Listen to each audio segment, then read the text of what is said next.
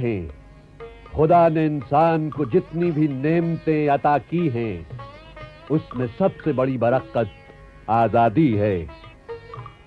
इसलिए हमें हर कीमत पर अपनी आजादी की हिफाजत करनी है। मैं खुदा को हाजिर नाजिर जानकर आपसे ये भी वायदा करता हूं कि मुल्क से अंग्रेजों के निकाल दिए जाने के बाद मैं अपने तमाम शाही अख्तियारात कौम के उस शख्स को सौंप दूंगा जिसे आप लोग चुनेंगे। क्रांति की चिंगारी सारे देश में फैल चुकी थी। दिल्ली के सेनापति ने तमाम देश के बहादुर फौजों को संगठित करने के लिए खत भेजे। उन खतों में लिखा गया था, भाइयों, दिल्ली में अंग्रेजों के साथ जंग हो रही है। खुदा की दुआ से हमने अंग्रेजों को जो पहली शिकस्त दी है, उससे वो इतना घबरा गए हैं जितना किसी दूसरे मौके पर इन शिकस्तों से भी ना घबराते। बेशुमार हिंदुस्तानी बहादुर दिल्ली में आकर जमा हो रहे हैं। ऐसे मौके पर अगर आप खाना वहां खा रहे हैं तो हाथ यहां आकर धोइए। शाहों का बादशाह जहां पना हमारा दिल्ली का शहंशाह आपका इस्तकबाल करेगा और आपकी खिदमत का सिला देगा। हमारे कान इस तरह आपकी तरफ लगे हुए हैं जिस तरह रोजेदारों के कान अजान देने वालों की तरफ लगे रहते हैं। हम आपकी तोपों की आवाज सुनने के लिए बेचैन हैं। हमारी आंखें आपके दीदार की प्यासी उसी तरह सड़क पर लगी हुई हैं जिस तरह कासिद की आंखें लगी रहती हैं। आइए, आपका फर्ज है, फौरन आइए। हमारा घर आपका घर है। दिल्ली आजाद हो चुकी थी और 11 मई से 31 मई 1857 तक दिल्ली की क्रांति की खबर बिजली की तरह सारे देश में फैल गई। पर दूसरे शहरों के क्रांतिकारी नेता ये निश्चय नहीं कर पाए कि वो अपने यहाँ तुरंत क्रांति शुरू कर दें या 31 मई तक इंतजार करें। फिर भी ये लपटें तो क्रांति की लपटें थीं, बगावत की लपटें फैली तो फैलती चली गईं। बुलंदशहर छावनी में 9 नंबर पलटन के सिपाहियों ने एक क्रांति के प्रचारक को पकड़ लिया। इस प्रचारक को पलटन के मुख्यालय अलीगढ़ लाया गया। अंग्रेज अफसरों ने उसे फांसी की सजा दी। 20 मई 1857 शाम का समय था। देशी सिपाहियों के सामने उस प्रचारक को फांसी पर लटका दिया गया। ये देखकर देशी सिपाहियों में क्रोध भड़क उठा। देखते क्या हो, ये शहीद देश की आजादी के लिए बलिदान हो गया और हम लोग खड़े खड़े तमाशा देख रहे हैं। अरे आगे बढ़ो और इन फिरंगियों का नाश कर दो। अंग्रेज डर के मारे कांप उठे। अगर तुम लोग अपनी जान बचाना चाहते हो तो फौरन अलीगढ़ छोड़ दो। और 20 मई की रात को ही अलीगढ़ अंग्रेजों से खाली हो गया।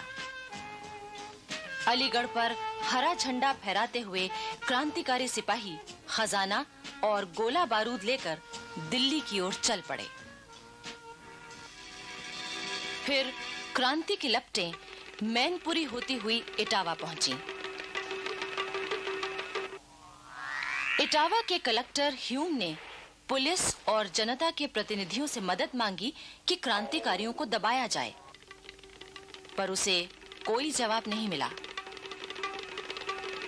अंत में इटावा में मौजूद अंग्रेज सिपाहियों ने क्रांतिकारियों को दबाने की कोशिश की और लड़ाई छिड़ गई। अंग्रेज सिपाहियों के साथ मजिस्ट्रेट मिस्टर डेनियल भी मारे गए। बचे हुए अंग्रेज किसी तरह जान बचाकर भागे। मिस्टर ह्यूम तो महिलाओं के वेश में भागे। अब बगावत की लपटें बरेली पहुंच गईं। यहां क्रांति की योजना बना रहे थे नवाब खान बहादुर खां। बड़ी होशियारी से, सावधानी से, चुपचाप 31 मई 1857 की सुबह ठीक 11 बजे तोप छूटी और 68 नंबर पलटन ने क्रांति का बिगुल फूंक दिया। अंग्रेजी झंडा उतारा गया, हरा झंडा फहराने लगा। बरेली की क्रांति में अफसरों सहित अनेक अंग्रेज मारे गए। केवल 32 अंग्रेज अपनी जान बचाकर भाग सके। खान बहादुर खां पूरे रुहेलखंड के सूबेदार बने और बख्त खां प्रधान सेनापति। खान बहादुर खां ने जनता के नाम एक ऐलान जारी किया। हिंदुस्तान के रहने वालों, आजादी का पाक दिन जिसका बहुत अरसे से इंतजार था आ पहुंचा है। मुसलमानों, अगर तुम कुरान की इज्जत करते हो, हिंदुओं अगर तुम गौ माता की इज्जत करते हो, तो अब अपने छोटे छोटे झगड़ों को भूल जाओ और इस पाक जंग में शामिल हो जाओ। एक झंडे के नीचे लड़ो और खून की नदियों से अंग्रेजों का नाम हिंदुस्तान से धो डालो। उधर दिल्ली पर बहादुर शाह जफर का शासन हो चुका था। उनके बुलावे पर बरेली के बहादुर बख्त खां भारतीय सेना के सेनापति बनने के लिए चल पड़े। उनकी सेना के साथ शाहजहांपुर, बदायूं और मुरादाबाद से आई देशी पलटनें, तोपें और खजाना था। 3 जून को आजमगढ़ में 17 नंबर की पलटन ने क्रांति शुरू कर दी।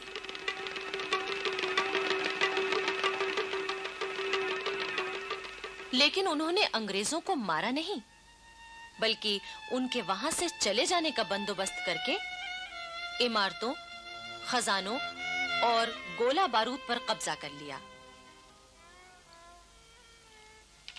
4 जून 1857 को ये चिंगारी बनारस पहुंची।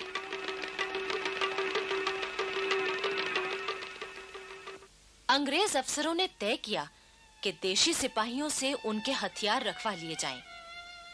उन्हें परेड ग्राउंड बुलाया गया। अंग्रेज अफसरों ने जैसे ही देशी सिपाहियों को हथियार रखने का आदेश दिया कि इन सिपाहियों ने अंग्रेजों पर हमला बोल दिया।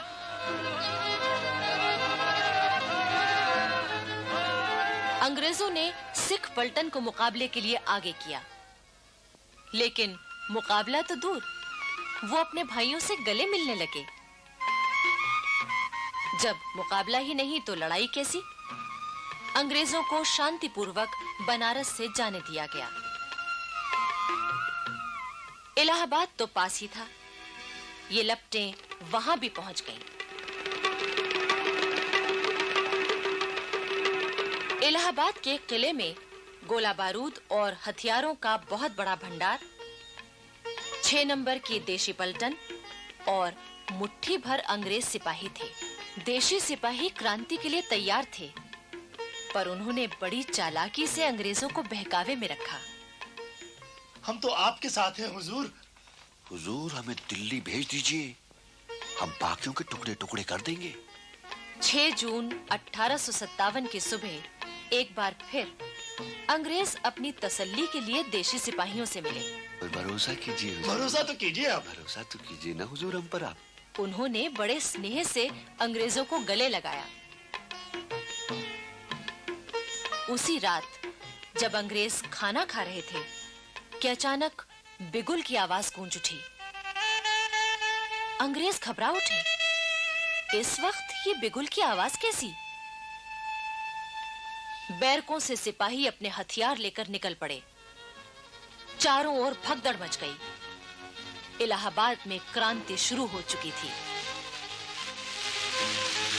बहुत से अंग्रेज मारे गए,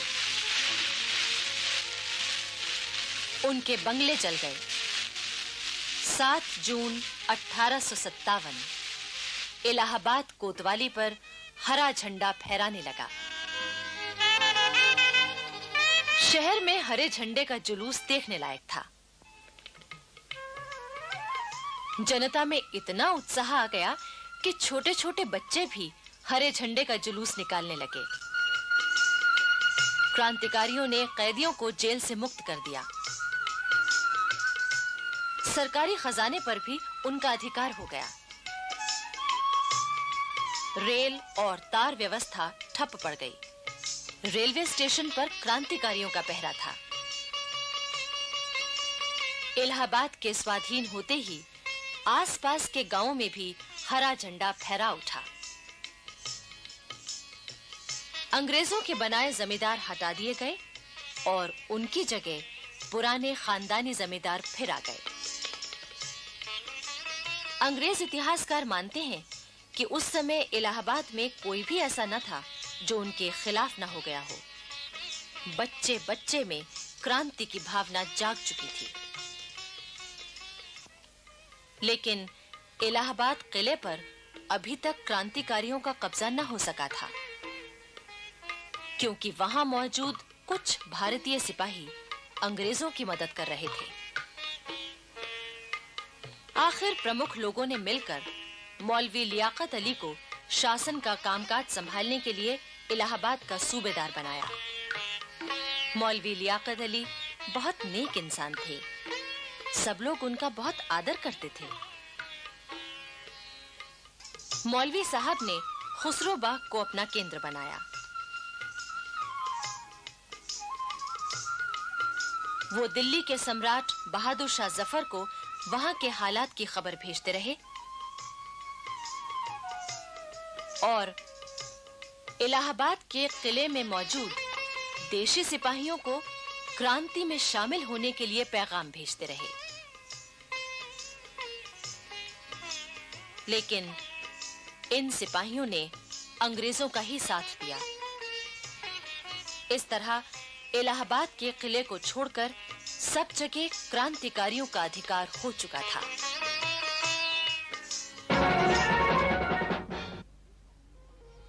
दिल्ली की क्रांति की खबर देश के कोने-कोने में कैसे पहुंची, इसे एक अंग्रेज लेखक के शब्दों में ही कहना ज्यादा प्रामाणिक होगा। गदर का एक आश्चर्यजनक पहलू यह था कि दूर-दूर के स्थानों में सभी महत्वपूर्ण खबरें बड़ी तेजी से और प्रामाणिक रूप से पहुंच जाती थीं। खबरें ले जाने का काम ज्यादातर हरकारे करते थे, जो इतनी तेजी से चलते थे कि हमें विश्वास ही नहीं होता।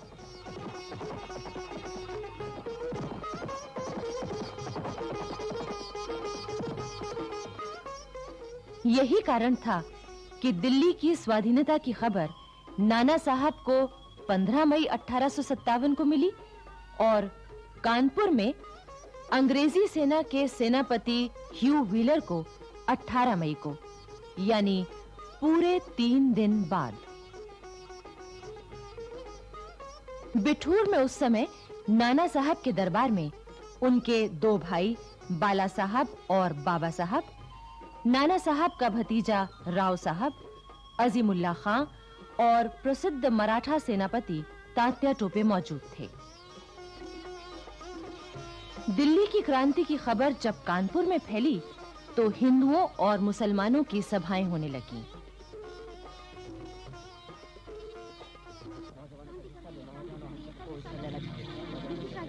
धीरे-धीरे स्कूलों के लड़के, बाजारों में आम लोग और गली मोहल्लों में भी स्वतंत्रता क्रांति की बातें शुरू हो गईं। छावनी में सिपाहियों में भी क्रांति की गुप्त बातचीत शुरू हो गई। फिरंगियों के खिलाफ उनकी बाहें फड़कने लगीं। लेकिन नाना साहब 31 मई तक कुछ भी नहीं करना चाहते थे।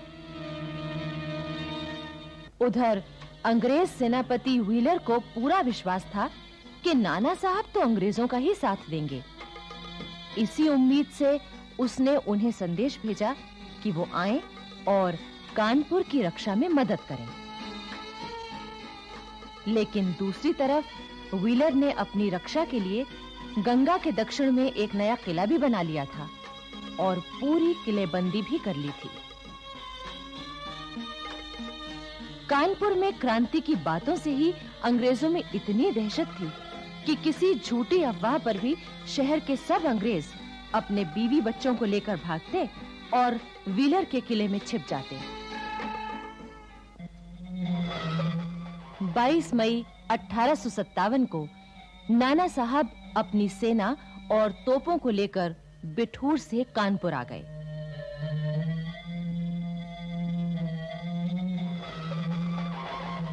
उन्होंने नवाबगंज में अपना डेरा जमाया।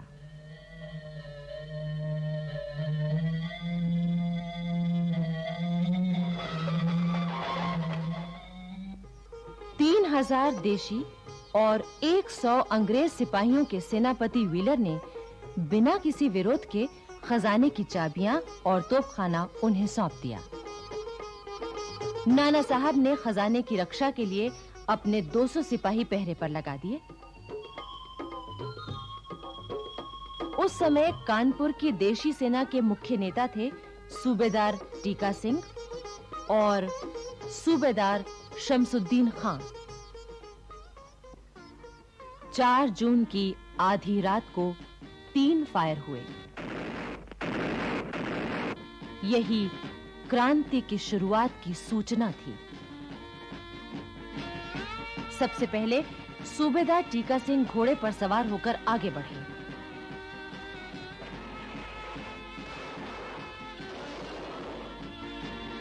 फिर देशी पलटन के हजारों घुड़सवार और पैदल सिपाही मैदान में निकल आए।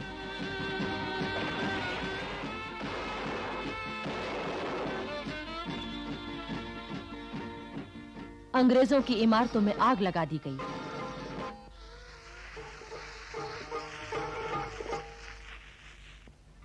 उनके झंडे को हटाकर हरा झंडा फहरा दिया गया।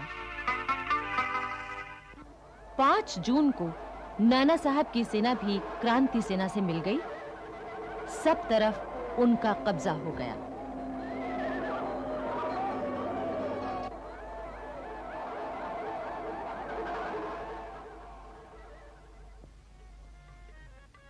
पाँच जून को कानपुर में दिल्ली सम्राट बहादुर शाह जफर के झंडे का जुलूस बड़ी धूमधाम से निकाला गया। नाना साहब को कानपुर का शासक चुना गया। नगरवासियों ने उनकी जय जयकार की और सबने नाना साहब का साथ देने का वचन दिया। 6 जून को सवेरे नाना साहब ने व्हीलर को खबर भेजी कि आज आप किला हमारे हवाले कर दीजिए, वरना हम हमला करेंगे। लेकिन व्हीलर यूं मानने वाला नहीं था। उसने किला खाली करने से इनकार कर दिया। साथ ही मोर्चे की पूरी तैयारी भी की। 6 जून की शाम नाना साहब ने अंग्रेजों के किले पर हमला बोल दिया। उस समय कानपुर के लगभग सभी अंग्रेज, स्त्री पुरुष और बच्चे किले में मौजूद थे। दोनों ओर से तोपें चलने लगीं।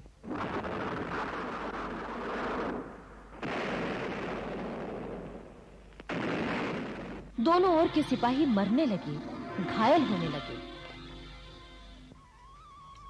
इस संघर्ष के दौरान कानपुर की जनता का हौसला बढ़ा हुआ था। महिलाएं भी बड़े उत्साह से जुटी हुई थीं। क्रांतिकारी सेना को गोला बारूद और खाना पहुंचाने के साथ-साथ घायलों की सेवा भी कर रही थीं। इसमें कानपुर की एक वेश्या अजीजन ने तो कमाल ही कर दिया। एक अंग्रेज इतिहासकार लिखता है कि अजीजन हथियार बांधे घोड़े पर सवार बिजली की तरह दौड़ती फिरती थी। दनदनाते तोप के गोलों और बरसती हुई आग की परवाह न करके वो तोपचियों को गोला बारूद पहुंचाती, सिपाहियों को खाना खिलाती, दूध पिलाती और उनका हौसला बढ़ाती। अजीजन निर्भय होकर छावनी में घायल सिपाहियों की सेवा भी करती और गुप्त संदेश भी झटपट पहुंचा देती। क्रांति सेना का आक्रमण इतना जबरदस्त था कि किले के अंदर अंग्रेजों की लाशों के ढेर लग गए। उन्हें दफनाने तक की जगह नहीं बची। जो जिंदा थे उनका बुरा हाल था।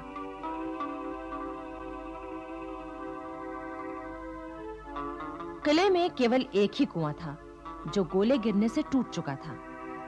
अंग्रेजों को पीने का पानी मिलना भी मुश्किल हो गया था। कई अंग्रेज हैजा, पेचिश और बुखार के कारण बीमार पड़ गए।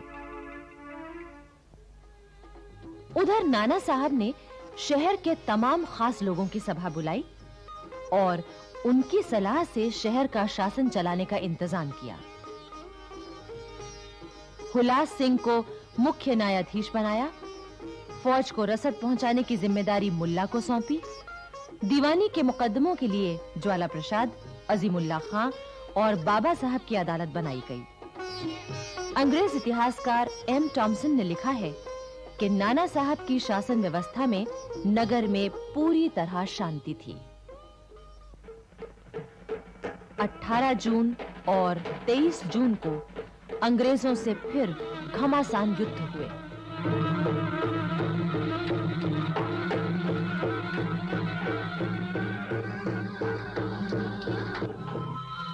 आखिर व्हीलर ने घुटने टेक दिए। 25 जून को किले के ऊपर सुलह का प्रतीक सफेद झंडा लहरा दिया। तोपों ने गोले उगलना बंद कर दिया। अंग्रेज आत्मसमर्पण करने के लिए तैयार हो गए। 26 जून को दोनों ओर के प्रतिनिधियों की बातचीत हुई। व्हीलर ने जैसे ही अंग्रेजी में बोलना शुरू किया, अजीमुल्लाह खान ने उसे टोक दिया, हालांकि वो अंग्रेजी अच्छी तरह जानते थे। फिर बातचीत हिंदुस्तानी में ही हुई। 27 जून को किले पर बहादुर शाह जफर का हरा झंडा लहराने लगा। अंग्रेजों को हाथियों और पालकियों में बिठाकर गंगा घाट की ओर भेज दिया गया। 28 जून 1857 कानपुर नगर, छावनी और आसपास के तमाम इलाके से अंग्रेजों का नामो निशान मिट चुका था।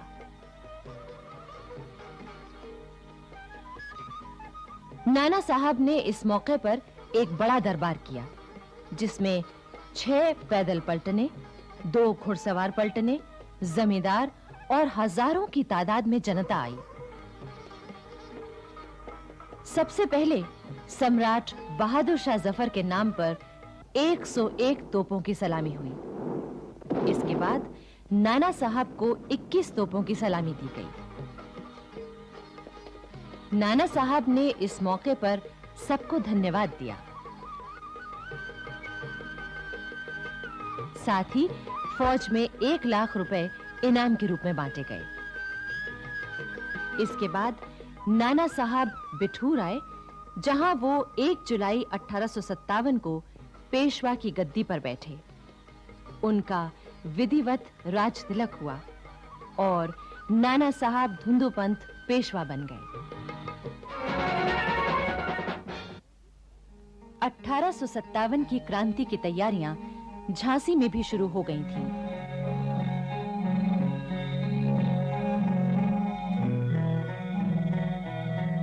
झांसी की जनता अपनी रानी लक्ष्मीबाई के साथ हुए अन्याय और अपमानपूर्ण व्यवहार का बदला लेने के लिए बेचैन थी।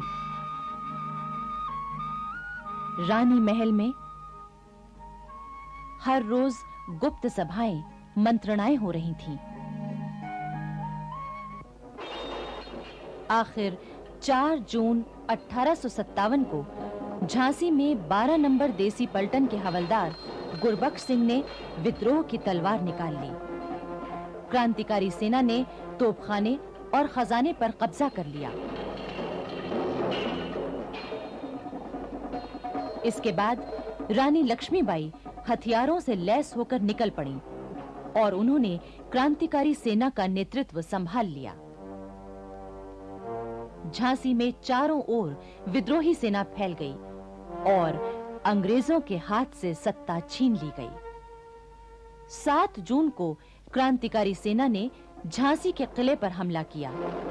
इस हमले का नेतृत्व कर रहे थे रिसालदार काले खां और तहसीलदार मोहम्मद हुसैन। किले के अंदर मौजूद हिंदुस्तानी सिपाहियों ने भी विद्रोह कर दिया। किले के भीतर और बाहर संघर्ष शुरू हो चुका था।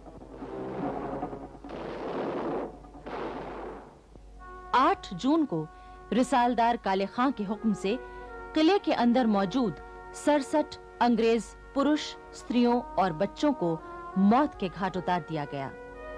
अंग्रेज इतिहासकार स्वयं मानते हैं कि इस हत्याकांड में रानी लक्ष्मीबाई का कोई हाथ नहीं था और न ही उन्होंने इसकी इजाजत दी थी। 8 जून 1857 को झांसी कंपनी सरकार के चंगुल से मुक्त हो गई। गद्दी का उत्तराधिकारी दामोदर राव चूंकि बालिग नहीं था, इसलिए रानी लक्ष्मीबाई ने झांसी का शासन संभाला। झांसी में जगह-जगह घोषणा की गई, खलक खुदा का, मुल्क बादशाह का, हुक्म रानी लक्ष्मीबाई का।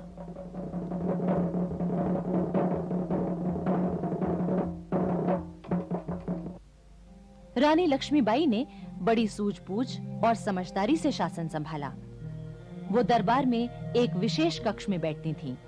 उस कक्ष के बाहर सोने के काम की चिकें पड़ी रहती थीं।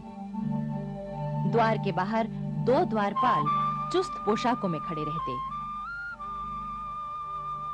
दीवान लक्ष्मण राव राज्य के आवश्यक कागज पेश करते और रानी उस पर अपना निर्णय सुनाती।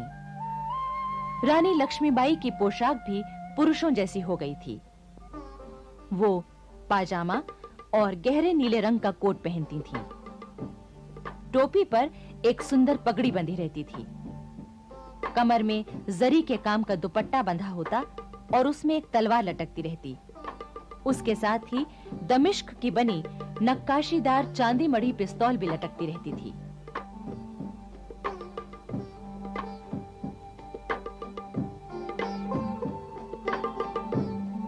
झांसी के किले पर अब स्वाधीनता का हरा झंडा लहराने लगा था।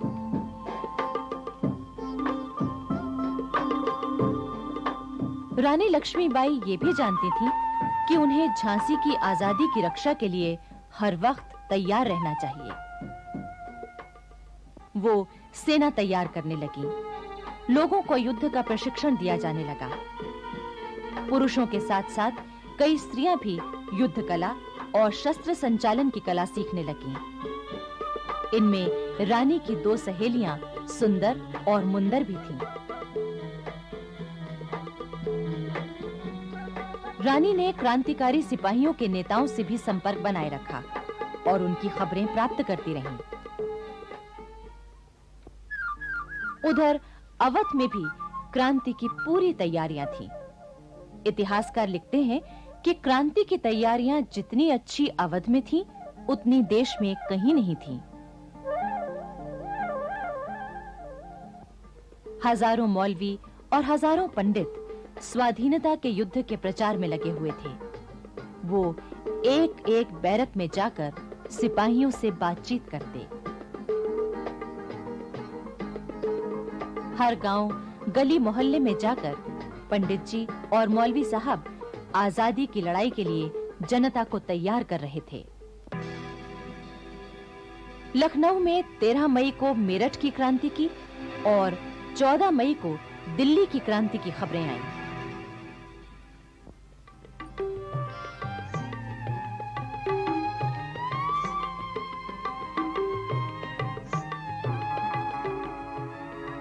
सर हेनरी लॉरेंस लखनऊ में पूरे अवध का कमिश्नर था। उसने क्रांति की खबरें मिलते ही मुकाबले की तैयारी शुरू कर दी। लखनऊ में रहने वाले अंग्रेज परिवारों की सुरक्षा के लिए उसने लखनऊ के पास मच्छ भवन में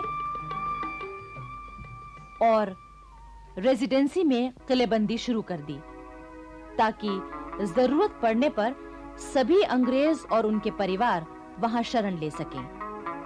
अंग्रेज महिलाओं और बच्चों को तो वहां पहले ही पहुंचा दिया गया था। 30 मई 1857 की रात ठीक